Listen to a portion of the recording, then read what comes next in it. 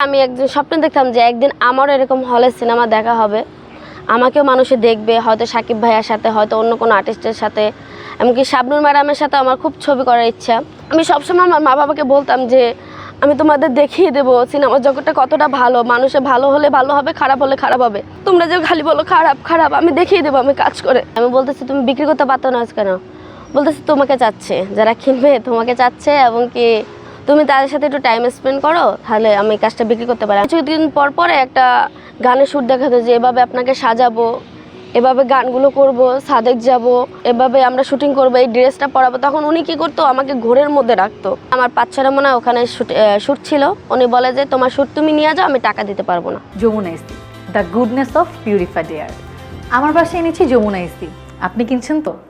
মানুষের ছোটোবেলা থেকে কিছু না কিছু একটা স্বপ্ন থাকে। আমি ছোটোবেলা থেকে একটু ডান্স পছন্দ করতাম, এবং কি ছবি নাটক এগুলো একটু খুব পছন্দ করতাম।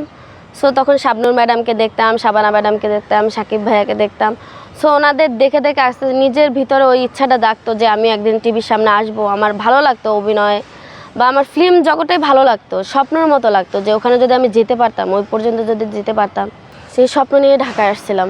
আসার 5 মাস পরে জুয়েল ফারসিন নামক একজনের সাথে আমার পরিচয় হয়। তো পরিচয় হওয়ার আগে উনি বিভিন্ন ধরনের আমাকে আশ্বাস দিয়েছে যে উনি আমাকে নিয়ে ছবি বানাবে, এবং আমাকে নায়িকা, আমার স্বপ্নটা উনি পূরণ করবে। উনি বললো যে তোমার কিছুই হবে না, আমরা দুইজনের শেয়ার মিলে একটা কাজ করি, ওই কাজটা তোমাকে আমি মেন ক্যারেক্টার দেবো, কি নায়িকা বানাবো। সো ওখানে তোমার অল্প কিছু টাকা দিতে হবে, মূল টাকাটাও আমার থেকে উনি যে প্রথমে নিবে মূল টাকাটা সবটা, সেটা আমার কাছে শেয়ার করে নেই। বলতেছে তুমি আগে কিছু টাকা দাও, শুটিং শুরু করলে আমরা প্রডিউসার পেয়ে যাবো পরে দিয়ে। সো আমি প্রথমে 3,65,000 টাকা দিলাম। দেওয়ার পরে আমরা শুটিং করে আসলাম 2 দিনের। শুটিং করে আসার পরে পরবর্তীতে অনেক প্রডিউসার খোঁজা হয়েছে, কিন্তু পাইনি। পরবর্তীতে উনি আমাকে বলতেছে আমরা তো প্রডিউসার খুঁজতেছি, আমরা তো পাইনি, এখন সব টাকাটা আপনারই দিতে হবে, কিন্তু আমরা 30 লাখের মধ্যে আমরা সিনেমাটা শেষ করব। তো এখানে অনেক দিন চলে গেছে, 5-6 মাস পরে আমি আবার আপনার 4 লাখ টাকা দিলাম, আবার যে মেবি 2 দিনের শুটিং করে আবার আসলাম বাংলাদেশে। আসার পরে উনি যে বিহেভিয়ারগুলো আমার সাথে করতেছে, একটা মানুষ একটা পাখি পুষলে ওরকমের আচরণ একটা মানুষের সাথে করে না। উনি আমার সাথে খুব ধরনের খারাপভাবে আচরণ করতেছে। এবার আমি হিসাব চাচ্ছি যে আপনি কিতে টাকাগুলো আপনি ভাঙলেন, এবং কি আমার নাম উনি কোথাও দেয়নি যে আমি টাকাটা দিচ্ছি, এই নামটা উনি কোথাও উল্লেখ করেনি। উনি প্রডিউসার হিসেবে ওনার নামটা সব জায়গায় দিছে, এবং কি কোনো ফুটেজ বলেন, গান বলেন, উনি কোনো কিছুই আমার কাছে দিতে রাজি না। উনি সব কিছু ওনার কাছে রেখেছে, এবং কি কোনো আর্টিস্টের নাম্বার উনি আমাকে দিতে রাজি ছিল না। উনি সব কিছু ওনার কাছে ছিল, আমাকে হাইলাইট করে রাখছিল। সো শেষ পর্যন্ত আমি বুঝতে পারলাম ওনার যে আমার শ্যুট অনুযায়ী, গান অনুযায়ী আমার টাকা হিউজ পরিমাণ খরচ হয়ে গেছে, যে 5-6 মিনিটের ফুটেজ হবে আর একটা গান হবে, সেই অনুযায়ী টাকা অনেক খরচ হয়ে গেছে। এবং কি ওনার নিজের পার্সোনাল কাজে অনেক টাকা খরচ করেছে। ধরেন ওনার ট্রেড লাইসেন্স রিনিউ করা বলেন, তারপরে এই এফডিসিতে কিসের, আমি তো এত কিছু বুঝি না, ওনার কি চাঁদা বাকি ছিল, অনেক কিছু। এবং কি উনি আমেরিকায় যাবে, সেখানেও থেকে আমার থেকে 22,000 টাকা নিয়ে উনি আমেরিকায় যাওয়ার জন্য কাগজপাতি বানানোর বলে এভরিথিং, ওনার নিজের পার্সোনাল কাজেই মনে হয় 3-4 লাখ টাকা খরচ করেছে। সো এই টাকাটা যখন আমি চাচ্ছি যে ভাই আমি তো শ্যুট করবো না, আপনার সাথে যে কথা হয়েছিল, আমার তো এখন আর এত টাকা দেওয়া সম্ভব না, আপনি আরও 30 লাখ টাকা চাচ্ছেন, 30 থেকে 50 লাখ টাকা, কিন্তু এত টাকা তো এখন আমার পক্ষে দেওয়া সম্ভব না। সো আপনি আমাকে যেগুলো ফুটেজ করেছেন আমাকে দিয়ে দেন, এবং কি নিজের পার্সোনাল কাজে যে টাকাগুলো নিয়েছেন সেগুলো আমাকে দিয়ে দেন। কিন্তু সেটা চাওয়ার পরে উনি ডাইরেক্ট অস্বীকার করতেছে যে আপনার কোনো টাকা আমি দিতে পারবো না, এমনকি ফুটেজও আপনাকে আমি দিব না, এখানে আমার পরিশ্রম আছে। কিন্তু উনি শুরুতে বলেছে উনি কোনো বেনিফিট চাচ্ছে না, উনি চাচ্ছে যে ওনার নামে একটা সিনেমা রিলিজ হোক, উনি একজন ডিরেক্টর হিসাবে একটা সিনেমা, কেননা কিছুদিন আগে ওনার বড্ড ভালোবাসি একটা বলছিল, কিন্তু ওনার নামটা কোথাও আসেনি। উনি জাস্ট চাইছে যে আমার নামটা আসুক। আমি ঠিক আছে ভাই আপনার নামটা আসুক। উনি আমার থেকে কোনো পারিশ্রমিক বলেন কিছুই চাইনি। উনি বলেছে আপনার মূলধনটা আমি বুঝিয়ে দেওয়ার পরে লাভ্য অংশ থেকে আমি 50-50 আমরা দুজনে ভাগ করে নেব, আর যদি না হয় সেটাও নেবে না, আমার লাভ্য অংশ উনি বুঝাই দিবে আমার মূল টাকাটা। কিন্তু এখন দিন শেষে দেখতেছি ওনার কথার কোনো মিল নেই, কাজে কামে কোনো মিল নেই, উনি পুরো উল্টোটা। এটা হলো প্রথমে নাম দিয়েছিল শাপলা ফুল, তো নামটা আমাদের চয়েস হয়নি, পরে দিয়ে নাম চেঞ্জ করে রাখছে শত জন্মের প্রেম। এটা ডিরেক্টর হয়েছে জুয়েল ফারসি, এবং কি গল্প গান সবই ওনার নিজের লেখা, এবং কি আমাদের এখানে 5টা গান রেকর্ডিংও করা আছে। টাকা ডিরেক্টর হিসাবে সিনেমার জন্য নিয়েছিল জুয়েল ফারসি 12,52,000 টাকা। আর একজন আমাকে থেকে নিয়েছে, সেটা হলো ফেসবুক ফ্রেন্ড ছিল আমার, ওখান থেকে 1-1.5 বছর পরিচিত। সো ওখান থেকে আমরা একটা ওয়েব ফিল্ম শুটিংয়ের জন্য ও আমাকে আমার তখন ওটা ফার্স্ট কাজ ছিল ক্যামেরার সামনে।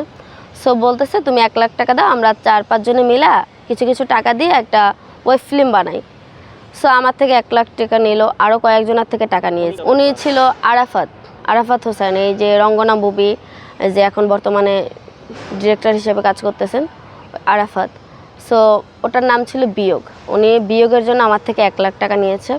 এবং কি উনি তখন আমরা রোজার সময় শুটিং করতেছিলাম, উনি বলছে ঈদে না কোরবানিতে আমি এটা বিক্রি করার পরে তোমার টাকাটা আমি তোমাকে বুঝিয়ে দেবো। সো ঈদও চলে গেল, কোরবানিও চলে গেল, উনি আমার টাকাটা আমাকে বুঝিয়ে দিচ্ছে না এবং কি বলতেছে আমি বিক্রি করতে পারতেছি না। আমাকে সেটা তো আমার দেখার বিষয় না, তুমি আমার থেকে টাকা নিয়েছো, তুমি আমাকে ওয়াদা দিয়েছো যে এই টাইমের ভেতর দিয়ে দেবো। এবং কি যখন আমি টাকাটা চাইতে যাই এবং নির্মম একটা কথা বলো যে আমার ওখানে মনে হচ্ছে যে পৃথিবী তুমি ভাগ হয়ে যাও, আমি ঢুকে যাই। কেননা আমি যেখানে টাকা দিয়েছি আমি বলতেছি তুমি বিক্রি করতে পারতো না কেন, বলতেছি তোমাকে চাচ্ছে, যারা কিনবে তোমাকে চাচ্ছে এবং কি তুমি তাদের সাথে একটু টাইম স্পেন্ড করো, তাহলে আমি কাজটা বিক্রি করতে পারি। আমি কই এটা তুমি কীভাবে বললাম, আমি টাকাও দিলাম এবং কি আমাকে যে জন্য আমি টাকা দিয়ে কাজ করতে চাচ্ছি, খারাপ কাজ করতে চাচ্ছি না, সেখানে যদি আবার টাকা দিয়েও খারাপ কাজ করতে হয় তাহলে এরকম কাজের আমার প্রয়োজন নেই। এখানে আমার আম্মুর বাপের বাড়ি থেকে জায়গা পেয়েছিল, উনি আমার মামাকে দিয়ে ওখান থেকে 5 লাখ টাকা এনে দিয়েছিল। আমার নানা বাড়ির জায়গার জমি, ওটা বিক্রি করে 5 লাখ টাকা এনে দিয়েছিল। এবং কি আমার গয়না ছিল কিছু, আমার আম্মুর গয়না ছিল। এবং কি আমি জব করতাম, আমি গার্মেন্টসের সুপারভাইজার হিসাবে জব করতাম এবং কি বিভিন্ন শপে জব করতাম, ওখান থেকে আমার জমানো ছিল কিছু টাকা। আমার আম্মু কাউকে জানায়নি, লুকিয়ে টাকা এনে আমাকে দিয়েছে। কারণ আমি একমাত্র আমার আম্মুর সাথে অনেক কান্নাকাটি করতাম যে আম্মু এরকম এরকম অবস্থা, আমি করতে চাই, আমি ভালো একটা কাজ করব, গ্রামের কাজ করতেছি, সুন্দরভাবে পোশাক আশাক পরে, কোনো অনেক আছে না ফিল্মে মারা যে পছন্দ করে না, নোংরা নোংরা ড্রেস পরে, এগুলো পছন্দ করে না। আমি বলতাম আম্মু আমি গ্রামের একটা শ্যুট করব, কোনো নোংরা মানে এখানে শাড়ি পরাই শ্যুট করবো। আমার আম্মু জুয়েল ফার্সির সাথে কথাও বলছে সরাসরি আমার আম্মু এসে। সো সেই ক্ষেত্রে আমার আম্মু আমার আব্বুকে কাউকেই জানায়নি, লুকিয়ে এনে টাকাটা দিয়েছে। এখন আমার আম্মু প্রেশারে আছে অনেক, কেননা এখন তো সবাই জানাজানি হয়ে গেছে। এখন আমার আব্বু আমার সাথে টোটালি কথা বলা বন্ধ করে দিয়েছে। এখন একমাত্র আমার পাশে আমার আম্মুই আছে। কারণ আমার আম্মু আমার সামনে আসলে আমার কান্না চলে আসতেছে। জিডি করেছে এবং কি যারা আমার থেকে টাকা নিয়েছে, কি কি চুক্তি হিসাবে টাকা নিয়েছে, সব প্রমাণ সহ আমি থানাতে জমা দিয়েছি। এবং কি কালকে যে বুধবার দুপুরে যে আমার উপরে অ্যাটাক হয়েছিল, আমি এটাও থানাকে জানিয়ে ওনারা আমার একটা জিডি করেছে। আমি একদিন স্বপ্ন দেখতাম যে একদিন আমারও এরকম হলে সিনেমা দেখা হবে, আমাকেও মানুষে দেখবে, হয়তো সাকিব ভাইয়ার সাথে, হয়তো অন্য কোনো আর্টিস্টের সাথে, এমনকি শাবনূর ম্যাডামের সাথে আমার খুব ছবি করার ইচ্ছা। মূলত আমি যে স্বপ্নটা এমন একটা ঘোরের মধ্যে ছিলাম, উনি কী করতো কিছুদিন পর পরে একটা গানের শ্যুট দেখাতো যে এভাবে আপনাকে সাজাবো, এভাবে গানগুলো করব, সাদেক যাব, তারপরে অনেকভাবে আমাকে এভাবে আমরা শুটিং করবো, এই ড্রেসটা পরাবো। তখন উনি কী করতো আমাকে ঘোরের মধ্যে রাখতো যে তোমাকে এভাবে করে আমি উপস্থাপনা করব, তোমাকে এভাবে করব, তুমি এভাবে হবা। এবং কি কলকাতায় আমার সিনেমাটা রিলিজ হবে, বাংলাদেশে রিলিজ হবে। উনি তখন আমাকে ঘোরের মধ্যে রাখতো, একটা ঘোরের মধ্যে। সেই ঘোরের মধ্যে থাকা অনুযায়ী আমার তো তখন ছোটোবেলা একটা মানুষের স্বপ্ন যার থাকে সে বুঝে যে কারো স্বপ্ন থাকে পুলিশ হবে, কারো স্বপ্ন থাকে ডক্টর হবে। সেরকম আমার স্বপ্ন ছিল আমি একজন আর্টিস্ট হব, একজন অভিনেত্রী হব। সো উনি কী করতো আমাকে ঘোরের মধ্যে রাখতো। এদিক থেকে যে আমার টাকা চলে যাচ্ছে ওই টেনশনটা আমার মাথায় তখন ছিলই না। আমার তখন টেনশনটা ছিল কখন আমি এই ড্রেসটা পরবো, কখন এই ড্রেসটা পরে আমি শ্যুট করবো, এমনকি কাশ্মীরে যাব কখন, এগুলো আমার সবসময় মাথায় ঢুকতো।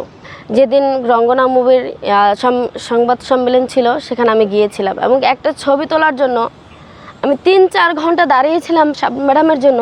আমি বারবার স্টেজে উঠতেছি, বারবার আমাকে আরাফাত নামিয়ে দিছে। ওদিন আমি অনেক কান্না করছি যে আমার ফ্রেন্ড হয়ে এতগুলো টাকা দিলাম তাকে, আমি গিয়েছি এবং কি সবাই চলে যাওয়ার পরে রাত 10টার পরে আমি শাবনূর ম্যাডামের সাথে 2টা ছবি তুলতে পেরেছি। ওটা নিয়ে আমি বাসায় চলে আসছি। পরে দিয়ে আমি আরাফাতকে বললাম যে তুমি আমার ফ্রেন্ড হয়ে এটা কি কীভাবে বললা, আমি তোমার বিজনেস পার্টনার, তুমি আমার থেকে এডিটিং প্যানেলের জন্য 1 লাখ টাকা নিছো, বিয়োগের জন্য 1 লাখ টাকা নিছো এবং কি শুটিংয়ের জন্য মাকে 40,000 টাকা নিছো। আমার কোনো আফসোস নেই, তুমি আমার ফ্রেন্ড হয়ে, যেখানে তুমি জানো যে শাবনূর ম্যাডামকে আমি কতটা পছন্দ করি, সবাই ছবি তুলে যাচ্ছে বাট আমি বারবার স্টেজে উঠতেছি আর তুমি ধমক দিয়ে নামাই দিচ্ছ। ব্যাপারটা আমার খুবই খারাপ লাগছে। ওই দিন আমি বাসায় এসে অনেক কান্না করছি। আমি জাস্ট বলতাম যে তুমি আমার টাকাটা ফেরত দিয়ে দাও, আমার লাভ লস কিছুই দরকার নেই, আমি যে টাকাটা দিচ্ছি সেই টাকাটা তুমি ফেরত দিয়ে দাও। সো বারবার বলতেছে যে তুমি ওয়েট করো, সেরকম ওয়েট করতে করতে এখন 1 বছর হয়ে গেছে, বাট আমি আর টাকাটা আমি পাচ্ছি না। রাবেয়া আক্তার জাফরিন নামে একটা অভিযোগ করেছে যে সিনেমা তৈরির জন্য তার কাছ থেকে আপনি বিভিন্ন সময়ে 12,52,000 টাকার মতো নিয়েছেন। এই বিষয়টা সম্পর্কে একটু জানতে চাচ্ছিলাম আসলে। তার কাছ থেকে স্ট্যাম্পের দিকে নেন 5 টাকা 10 টাকা কোথায় কি পারপাস খরচ হচ্ছে, 2 লট শুটিং করেছি কোথায় কি অবস্থায়, আপনি স্ট্যাম্পের সব লেখা আছে আপনার ব্যবস্থা রয়েছে। যে এখন তাহলে তিনি যে 12,52,000 টাকার কথা বলছেন, তাহলে কত টাকা নিয়েছেন বা এই বিষয়ে একটু যদি বলতেন আপনি। 12 লাখ টাকা কোনো এখানে দেওয়া হয়নি, 5 লক্ষ সামথিং খরচ হচ্ছে শুধু চা পান স্কি বেরি করতে, আর 7 লাখ টাকা খরচ হচ্ছে শুটিং হচ্ছে টাকা কনভার্টি রুপি করলে তো অন্যরকম ব্যাপার সবার না। আমার সাথে সে আগে স্টেটমেন্টটা দিল, আমার সাথে কোনো কথা হয়নি, আমি চুপচাপ আছি আমার কাজ নিয়ে। কারণ একটা সন্তান খোয়া হয়ে গেলে তার প্রতি কত কষ্ট লাগে একজন ডিরেক্টরে বুঝতে না ভাই। জি, এখন আমি তার ব্যাপারে কোনো কথা বলতে চাই না। আমি তার অভিযোগ আছে, অভিযোগটা আপনারা আসেন বসেন কাগজপত্র দেখেন কথা বলেন, দেন আপনারা একটা কথা বলেন। আপনারা প্রত্যেক কাজ সে ভাউচার আছে, আমার কাছে ক্লিপ আছে, 2 লটের শুটিং আছে ভাইয়া। না ওরকম কিছু না, আমরা মিলেমিশে একটা কাজ করছি। হ্যাঁ, এটা 4 জনে মিলে। জি, হ্যাঁ, তো সেই জায়গা থেকে হচ্ছে যে আপনার কাজটা তো আসলে এখানে আমার নিজেরও ইনভেস্ট আছে, জি, তারপর আমাদের আরো 2-3 জন বন্ধু আছে, সবাই মিলেমিশে কাজটা করা আর কি মূলত। জি। আর ওইটা নিয়ে তো ওরকম কিছু হয় নাই, ওটার কাজ এখন আরো অনেক বাকি আছে, কয়েকটা পর্ব বাকি আছে, জি, তিনি শেষের পথে আর কি। 2টা ডিরেক্টর আর কি ওনাকে নিয়ে নায়িকা বানায় সিনেমা বানাবে, জি, এর মর্মে আর কি কিছু টাকা পয়সা নিচ্ছিল এই সংক্রান্ত আর কি। পরবর্তী অবস্থায় আমরা এটা কোর্টে পাঠাচ্ছি, তদন্তের অনুমতি নিয়ে যাবো, তো কোর্ট থেকে আসার পরে আমরা কার্যক্রম শুরু করবো।